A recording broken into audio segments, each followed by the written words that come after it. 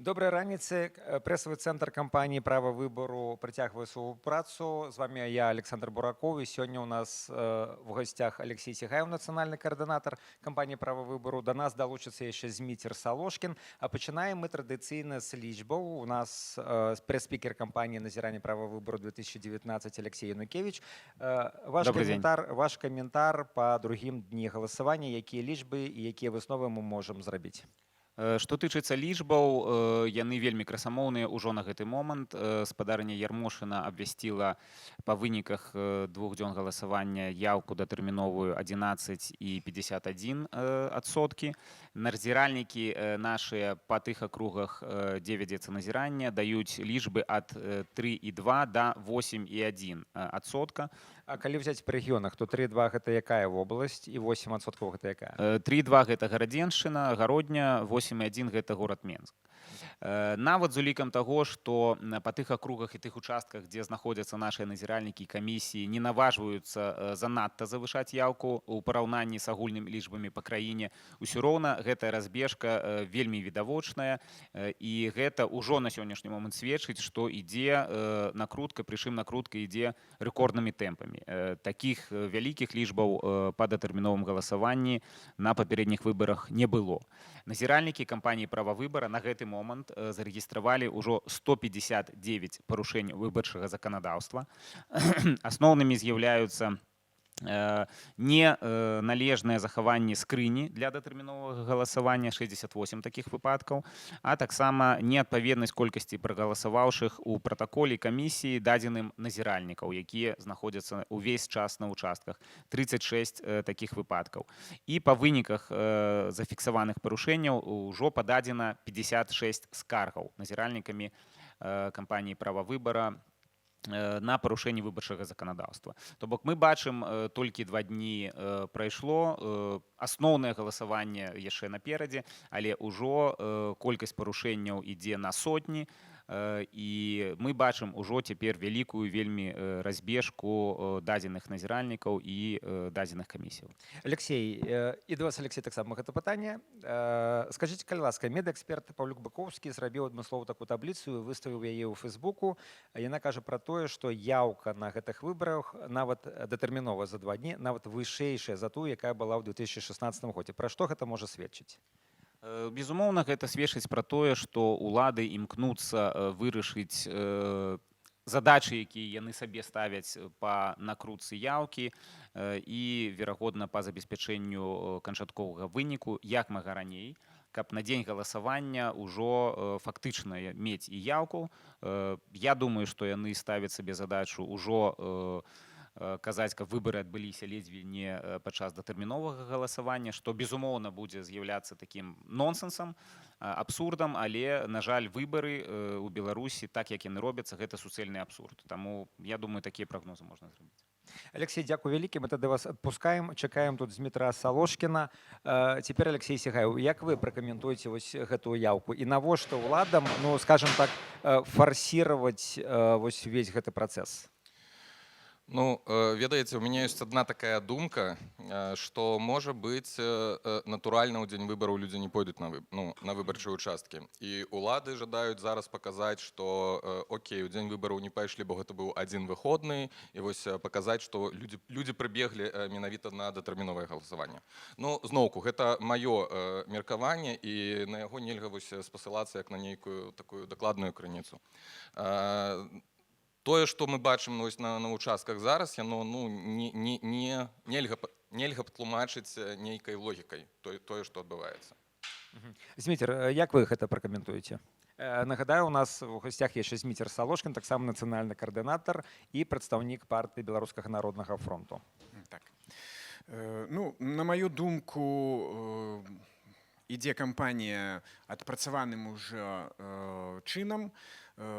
могуць розніцца проста ў залежнасці ад старшыняў камісіі, хтосьці больш там шчыруе, хоча паказаць, які ён адданы, хтосьці такі трохі баязлівы і гэта будзе рабіць все в апошні момант, але ў прынцыпе все ідзе адпрацаванымі механізмамі. Прыпісваецца яўка, выганяюцца назіральнікі, і тут я не думаю, што нейкі пішацца адмысловы сцэнар на кожныя выбары. Яны ведаюць жорстка сваю працу, нагнаць выбары і пасля агучыць тыя дадзеныя, якія ім спушчаны. Ну, давайте зараз кранемся скандальных кейсаў. Першы гэта будзе відэаролік з выбарчага участку нумар 37 у Брэсце. Назіральнік нашай кампаніі «Права выбару» Юрый Вышчанчук, дарэчы, ад БСДП, наколькі я ведаю, так? Зафіксаваў на відэо, як маладая прыгожая дзяўчына спрабуе закінуць цэлы пачак бюлетэняў у скрыню для галасавання. Гэты участак знаходзіцца ў Брэсцкай усходняй акрузе, па якой балатуецца цяперашні дэпутат Палаты прадстаўнікоў Анатоль Дашко і намесніца старшыні БСДП грамада Ганна Канюс. Давайте паглядзім.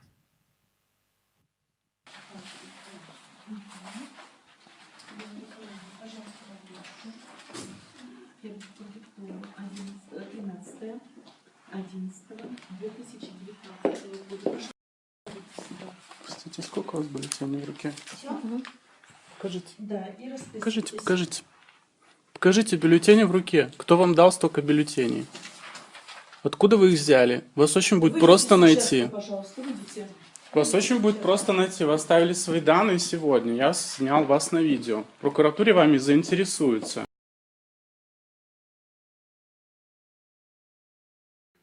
Як мы пракаментуем гэты ролик? Журналісты Еўрарадыё аператыўна вылічылі, што з высокай доляй верагоднасці на відэа мы бачылі Анастасію Кулічкову. Гэта дзяўчына працуе педагогам-псіхолагам у дзіцячым садку, які месціцца за 50 метраў ад выбарчага участка, дзе адбылося парушэнне. Па нейкім супадзенні, альбо не супадзенне, старшыня участковай выбарчай камісіі Тацяна Алексеевна Мосіна, гэта дырэктарка гэтага дзіцячага садка. Анастасія Кулічкова сёлета скончыла 4-й курс сацыяльна-педагагічнага факультэта Брэсцкага дзяржуніверсітэта. І вось як вы пракаментуеце гэты выпадак і ці нагода гэта для крымінальнай справы? Ну, Алексей, с вас пачнем, таму што вы прадстаўляеце сацыял-дэмакратычную партыю грамада, і гэта было на акрузе, дзе балатуецца намеснік старшыні партыі. Давайте не буду моцна каментаваць, таму што ўсё ж такі раскрываць козыры нашага кандыдата, які зараз рыхтуе скаргу, мы не будзем. Вось адзінае, што я з раніцы вельмі дзіўны прачытаў каментар журналістаў, і я лічу, што гэты кейс павінны збольшага ўсё ж такі вырашыць журналісты, бо я не спадзяюсь на тое, што нашы ўлады, не тое, што ўлады, а праваахоўныя органы нешта адрэагуюць на гэтае парушэнне. Вось. А журналісты могуць зрабіць нешта больш цікавае і знайсці. Гэтая дзяўчына сёння з раніцы сказала, што ў яе быў адзін бюлетэнь, яна яго склала ў 3 разы. Але пачак мы бачым ось амаль у сантыметр, нават больш за сантыметр, і ну я не ведаю, гэта нават ліст картона будзе меншы. Ведаеце, што адзінае, што нашы назіральнікі, вось гэты назіральнік, ён перадухіліў парушэнне выбарчага заканадаўства. На жаль, камісія гэтага не робіць, то бок яны дазваляюць і наадварот удзельнічаюць у гэтых фальсіфікацыях. Скажыце, а вось дзеянне гэтай дзяўчыны, яна у прынцыпе проста ціхенька так пашла і сышла. А што рабіць вось у такіх выпадках? Выклікаць міліцыю, затрымліваць яе? Ці маюць права затрымліваць у такім выпадку грамадзяніна, там, прыкладам, назіральнікі? Ну, што рабіць? Таму што фактычна гэта ж крымінальны артыкул. Фактычна назіральнік бачыць тое, што перад ім злачынца зладзіў злачынства. Да? І як грамадзянін мусіць рэагаваць? Ведаеце, ў мінулым годзе сам быў у такой сітуацыі, калі злавіў карусель і не ведаў, што рэагаваць. І ў мяне адказу няма да гэтага часу, бо, натуральна, калі ты назіральнік, знаходзішся на выбарчым участку, ловіш злачынцу, то далей паўстае пытанне. Ты зараз пойдзеш за гэтай дзяўчынай, адпаведна, камісія зробіць на выбарчым участку ўсё, што захоча. Таму... Але з іншага боку, гэтая дзяўчына ўжо паказвае, што верыць, нельга, трэба быць дураком, каб верыць потым такой выбарчай камісіі, на маю думку. Я не ведаю, можа, Зміцер пракаментуе было. Зміцер? Давайте. Так, ну, глядзіце, это ў любым выпадку парушэнне заканадаўства і гэта крымінальнае парушэнне. Ну, мінімум, што мы зрабілі, гэта дзяўчына гэта запомніць на ўсё жыццё. Людзі, якія працуюць вакол гэтага садка, будуць разумець, што не ўсё так гладка. І калі табе кажуць зайдзі кіне ты пачак, то ты пасля можаш і сесці за гэта. Да? Бо у нас вельмі часта людзі робяць і не думаюць, што. Вось. І тое, што нашы назіральнікі ёсць на ўчастках і прыдухіляюць такое, вельмі важна, што пачынаюць і сябры камісіяў, і тыя, хто ў гэтым удзельнічаюць, адчуваць, што яны робяць крымінальныя злачынствы. Зміцер, я ось вас зараз пераб'ю, прабачце, да? Задам вам тое самае пытанне, якое мы ўчора ўжо абмяркоўвалі з Львом Марголінам і з Дмітром Кучуком. Да? Вось прагучала, што за гэта можна сесці. Да? І вось давайте уявім сабе, калі Беларусь стане дэмакратычнай, што рабіць з тымі, хто вось, быў згодны на фальсіфікацыі? Леў Марголін агучыў такую лічбу, ён кажа, што прыблізна 100 000 чалавек удзельнічае ў кампаніі вось усёй гэтай выбарчай, да, ад дзяржавы. 100 000 чалавек. Натуральна, но 100 000 чалавек пасадзіць нельга. Да, Зміцер Кучук казаў, што мусіць быць люстрацыя. Потым прагучала думка, што люстрацыю не правядзеш, таму што мы пазбавімся проста настаўнікаў. Да? І вось вы кажаце, што за гэта можна сесть, а з іншага боку ці можна за гэта сесть? Вось што рабіць вось з гэтымі парушальнікамі? Ну, глядзіце, вядома, што не маецца на ўвазе все, хто быў в камісіях, да, яны павінны панесці нейкае пакаранне. Ёсць людзі, якія працуюць, яны не робяць фактычна ніякіх парушэнняў. Та? Яны палічылі свой стосік, аддалі дадзеныя і парушэнні і падлог робіцца ўжо на вышэйшым узроўні. Гэтыя людзі, ну, да іх можна толькі маральныя такія, да, выказаць нейкія прэтэнзіі. Но ў любым выпадку гэтыя людзі не павінны далей удзельнічаць у выбарчых працэсах. То бок люстрацыя нейкая мусіць Ну, быць. люстрацыя, якая не пазбаўляе цябе права працаваць на там працы сваёй школе ці дзесьці там на заводзе, дзе ты працаваў, але ты ніколі не можаш ужо удзельнічаць у выбарчым працэсе, ні ў якім там ні в камісіях, ні там фармаваць неяк удзельнічаць, ну, пазбаўлена. А глядзіце, а калі вось узяць гэтую дзяўчыну? Вось, я хацеў да гэтага падвесці. Але людзі, якія пагаджаюцца на адкрытае такое злачынства, яны, дзякуючы вось гэтаму выпадку, таксама павінны разумець, што это ўжо адкрытае злачынства. Это не прыхаваешся, і можна, канешне, зараз сказаць, што ты ў 4 разы ці ў 18 разоў склаў адзін аркушык, але тое, што адбываецца, як бы там, злачынства, якая звязана з выбарчым працэсам, яны не маюць тэрміна даўнасці. Да? І фактычна яна можа зараз все жыццё чакаць, што адбудзецца нейкая экспертыза, так, відэа, і там будзе даказана, што гэты стос мусіць утрымліваць мінімум там 15 аркушоў, і гэта будзе, ну, яна не павінна там абавязкова сесці, але это будзе крымінальная судзімасць. Алексей, як вы пракаментуеце? Вось што вы думаеце пра гэта? Што рабіць з гэтымі людзьмі, якія бяруць і фальсіфікуюць? Нагадаю, 100 000 чалавек. Ну, па-першае, іх трэба ведаць па імёнам. Ну, яны запісаныя. Якраз такі імёны іх вядома. Размова ідзе менавіта, калі мы вернемся да дэмакратычнай Беларусі. То бок мы павінны разумець, хто гэтыя людзі, і, як кажуць, менавіта ў выбарчыя працэсы, менавіта на прыняццё рашэнняў на дзяржаўным узроўні, іх трэба адхіліць. Ну, я маю на ўвазе ось тое, што Зміцер сказаў, што яны не павінны ўдзельнічаць у якасці у выбарчых камісіях і ўсё такое.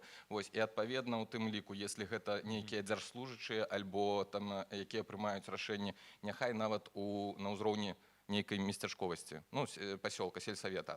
Вось, каб яны ўсё ж такі ведалі, што яны не будуць. Зразумела, а каротка вось крымінальны пераслед. Ці трэба сажаць? Сёння я кажу трэба, але я не ведаю, колькі людзей натуральна. Калі гэта будзе 100 000, то я тады падумаю. Зразумела, ответ ёсць. Давайте зараз паглядзім яшчэ адзін ролик пра тое, як куратарка Беларускага дзяржаўнага эканамічнага універсітэту прымушае студэнтаў да датэрміновага галасавання. І гэта відэазапіс, які быў дасланы ў рэдакцыю, здаецца, Радыё Свабода. Ён быў зроблены ў дзень 13 лістапада на сходзе студэнтаў аднаго з факультэтаў Інстытуту сацыяльна-гуманітарнай адукацыі БДЭУ. Вось давайте паглядзім.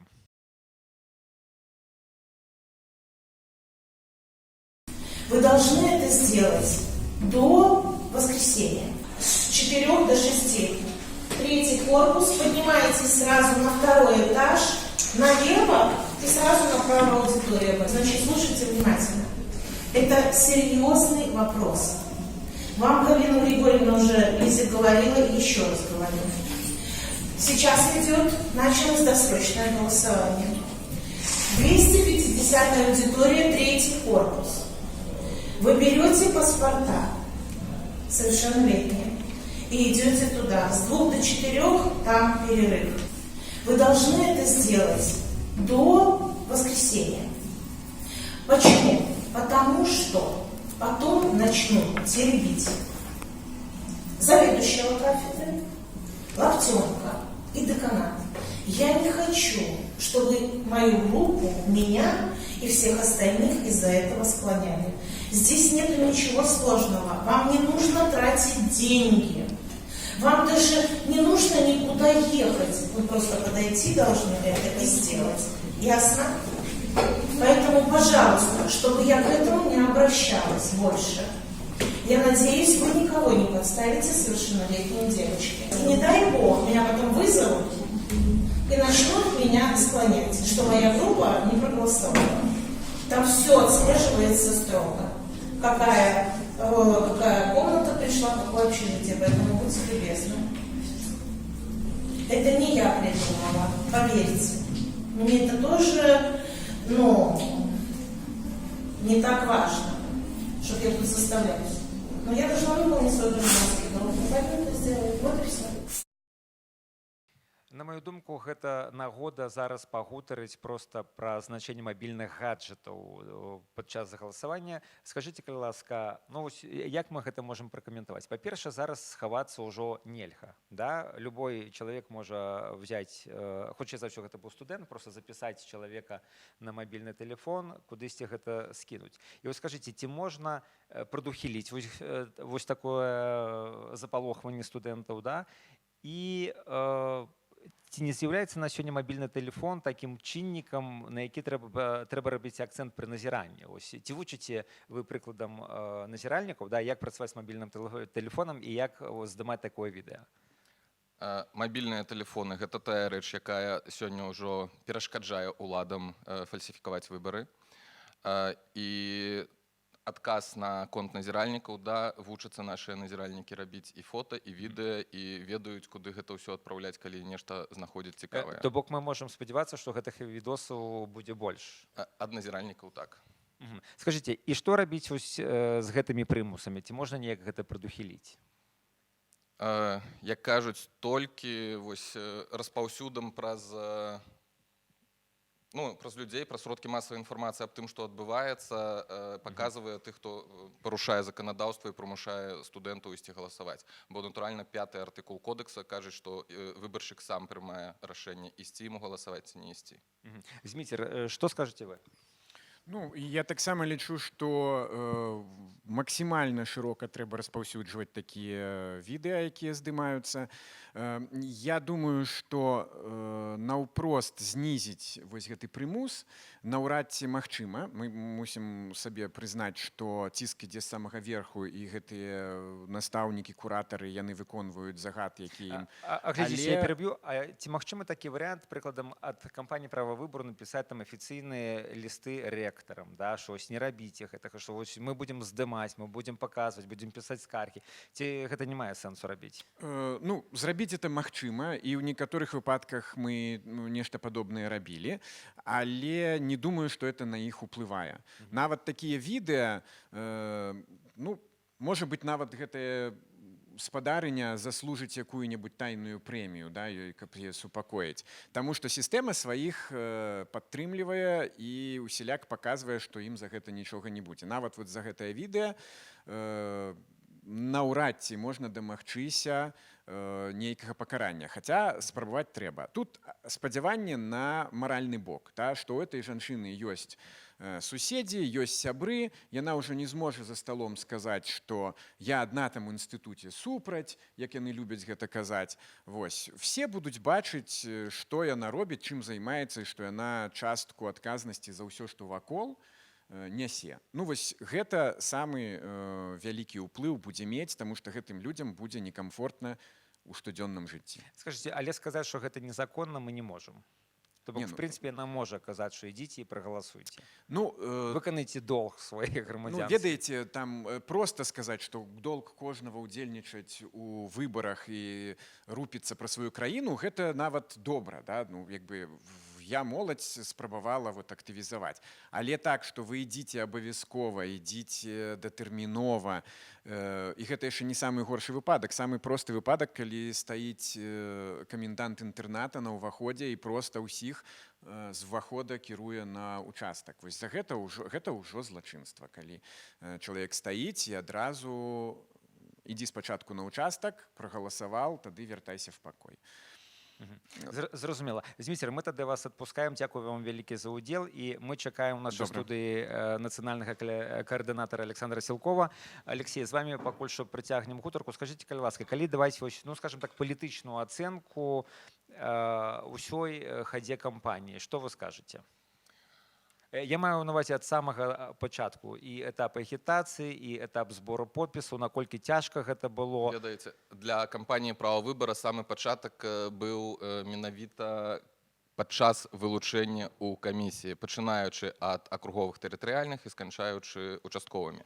То бок ужо на першым гэтым этапе мы можам смела заявіць, што выбары несумленныя, неадкрытыя, непразрыстыя. Прыклад мы прыводзілі ўжо не адзін раз, колькі чалавек вылучылі і колькі уключылі ў камісію. То бок я магу, напрыклад, сказаць за сваю партыю БСДП. У горадзе Менску мы вылучалі 33 чалавекі па 106 акрузе, уключылі 0. Ну, і зараз давайте пагутарым пра партыі.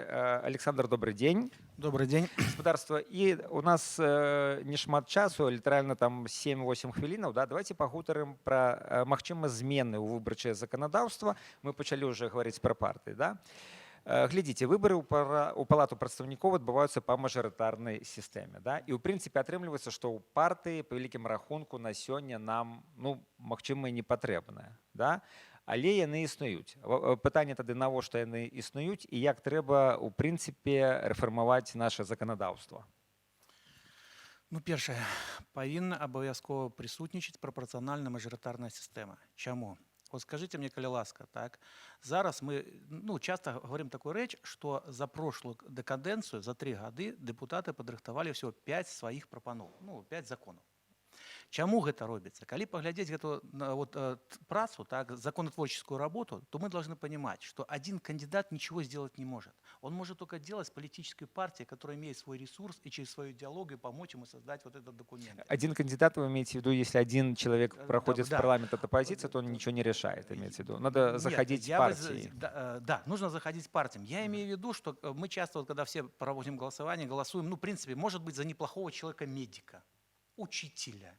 Человек туда попадает, единственное, что он может, и они часто говорят, я принимаю прием граждан. Смотрите, а как вы считаете, а почему люди голосуют? Ведь за многих реально люди голосуют. Знаете, к сожалению, у нас пока нету большой политической культуры, политического опыта в Республике Беларусь. Иногда, мне, знаете, вот выборы напоминают это выбор человека, ну, просто вот человека выбираем. Не за программу, не за идеологию, не то, что он как-то будет делать, не то, что куда он поведет страну. Посмотрите, вот дебаты, которые сейчас показывают по телевидению, показывают, какой упал у нас уровень политической культуры, ну, до самого низкости. Понимаете? Люди уже сами понимают, мне такое ощущение, что те кандидаты назначены, они себя чувствуют, что я ухожу на более высокооплачиваемую зарплату. Вот чтобы мы понимали, все, более высокооплачиваемая зарплата. Мне должно быть 5 минут позора на телевидении, где я должен отвечать, особенно бывшим бывшим депутатам, от демократов, почему вы принимали закон о тунеядце, о пенсии, 5 минут попозорюсь, потом зарплата 3000, прием граждан во вторник с 9 до 11, когда граждане ходят, потому что примем мы всего за 4 года там 100 человек, жить удалось. Жду, когда мне наступит пенсия. Понимаете, нету уже сейчас института, как Палата представителей в Республике Беларусь нету. Нету будущего видения Беларуси. Нету защиты интересов. Окей, понятно, Александр. Давайте сейчас дадим высказаться Алексею Сигаеву. Ну, по сути, поддерживаю полностью Олеся в том, что у нас идет разговор, что партии это есть коллектив, который может разрабатывать вот эти законопроекты. Один кандидат, депутат в Палате представителей это ничто. То есть, опять же, у нас нету ни одной фракции на сегодня. У нас все работают через комиссии какие-то, которые типа что-то разрабатывают, но вопрос, опять же, они только проверяют те документы, которые доводятся им сверху, так или иначе. Смотрите, и вот сейчас у меня такой вопрос. То есть есть ли понимание у властей, что надо развивать политическую систему? И мы знаем, что были вбросы, назовем это так, вброс информационный о том, что, возможно, в Беларуси будут выборы, может даже следующие уже проводиться по пропорционально-мажоритарной системе.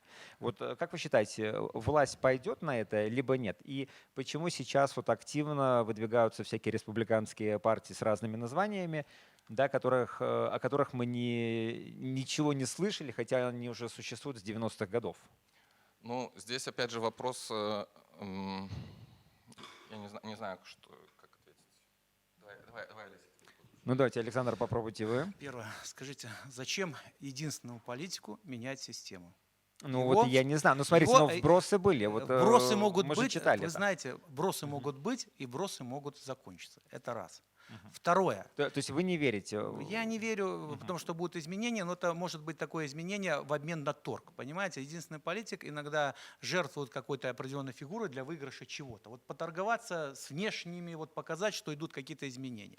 Вот мое личное мнение, что мажоритарная система полностью устраивает нынешнего единственного политика по одной причине, потому что она нет угрозности целостности его системы. Раз. Второе. Понимаете, вот оживление вот этих так называемых партий, которые были мертвые, которые они появились, но они делаются таким образом. Друзья, они делается такая система, так, что вы должны что-то изобразить, а мы вас не забудем. Будет депутат. Александр, а смотрите, с другой стороны ведь, можно обойтись и без них. А вот давайте вы не будете изображать, ведь можно этого тоже не делать. Вот просто идут врачи, учителя в парламент, 30% женщин, там 30% молодежи, 30% пенсионеров, вот вам и идеальный парламент. А есть одна такая вещь, так, что за все хорошее отвечает у нас один человек, а за что-то плохое коллективная ответственность. И тогда можно сказать, извините, посмотрите, декрет номер 3. Ну, по большому счету, можно было Лукашенко самому принять, но надо, чтобы парламент принимал, чтобы вы активно приняли вот это решение. Потом у вас что-то не получилось, я могу отменить. Ну, понимаете, вот такая как вещь. Здесь мы должны понимать, что наша политическая система, вот эти партии, которые созданы, меня всегда удивляет, вот Белорусская патриотическая партия. Пусть мне объяснят, вот патриотическая партия, а какая идеология? Ну, патриотическое. Объясните мне, вот Судя по всему. по- Александр, окей, понятна ваша позиция. Алексей Сигаев, вы согласитесь с Силковым Александром? И вопрос, а в чем тогда смысл, да, вот быть членом Белорусской социал-демократической партии Громады? Если это обещает нам только репрессии, какие-то неприятности, грубо говоря, никаких ништячков в виде вот этой зарплаты в 3000 и ничего не делания, да? Вот зачем тогда быть партийцем?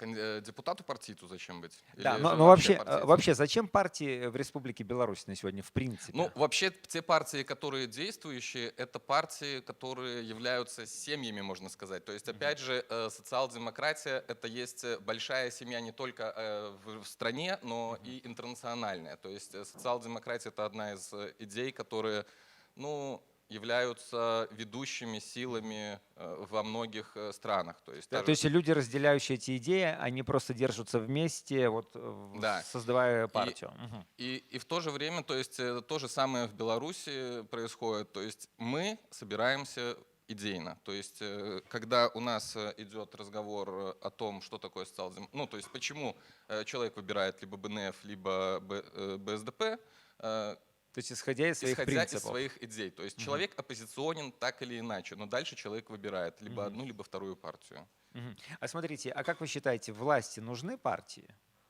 И вот что делать вот с этими, фактически фейк-партиями? Для чего они? продажи Западу своих чего-то нужны. То есть так или иначе у нас сегодня в парламенте можно сказать, что присутствует вся оппозиция.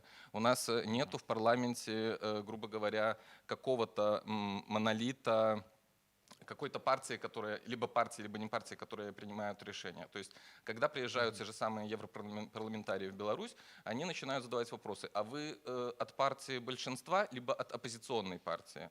Вот. И все депутаты, которые там присутствуют, они как бы вынуждены, ну, у нас не большинство, я вот как бы один, поэтому это воспринимается как оппозиционное. Смотрите, ну вот последние вопросы. У нас уже лимит времени почти исчерпан. Александр, скажите, а вот когда приезжают иностранные, там, например, наблюдатели, там, представители ОБСЕ, они вообще понимают, как устроена наша политическая система? Ведь действительно интересный момент. Вы партия большинства или партия меньшинства? Вот что могут ответить наши депутаты, если они простая учительница или простой врач из поликлиники? Ну, здесь мы немножко не понимаем функцию ОБСЕ. ОБСЕ дает оценку. Нет, понятно, но тем не менее ОБСЕ, люди-то приезжают, ну, как правило, с Запада, да, у них своя политическая система, и они привыкли к ней. Что есть вот партия большинства, партия меньшинства, они приезжают сюда оценивать выборы, конечно, да, но при этом они говорят с депутатами. Вот у меня вопрос, они на одном языке говорят? Либо вот кто-то говорит на одном языке, а кто-то говорит на нашем космическом белорусском? Знаете, ну, во-первых, я даже не представляю, о чем разговаривает представитель ОБСЕ. А вот конкретный вопрос, который задал Алексей Сигаев. Вы партия большинства или партия меньшинства? И вопрос задается, например, там, представителю БРСМ, который молодой врач. Вот как ему ответить? Вот в этой политической системе европейской он кто? Ну, первое, я даже, знаете, вот сейчас как-то даже себя почувствовал в роли, там, не знаю, члена БРСМ, и я бы затруднился ответить. От себя я лично понимаю, для меня политическая партия – это верх гражданского общества, когда люди объединяются от защиты своих прав. Право на свободу, право свое на жизнь, право на труд, свободу от бедности, так? Разделяют свои идеологические способности, что они понимают, что социал-демократическая партия, которая уже, по-моему, существует, социал-демократическое движение 200 лет, там, либеральная партия, консервативная, которые люди объединяются, чтобы показать, защищать свои интересы. Я не представляю, про какие интересы может говорить либерально-демократическая партия, которая представлена одним депутатом в парламенте. Что говорит Белорусская патриотическая партия Улахович, когда встречается? Вы партия большинства или партия меньшинства? Мне такое чувство, что каждый из них говорит, четко поддерживаю линию партии на стабильность общества, и во главе всего стоит человек со своими потребностями, с которыми мы работаем. Ну, смотрите, у меня сложилось впечатление, что с партиями у нас как-то все плохо. Потому что, поймите, как может быть хорошо с партиями, если 25 лет вся система была построена, чтобы политических партий не было, и в стране был один единственный политик.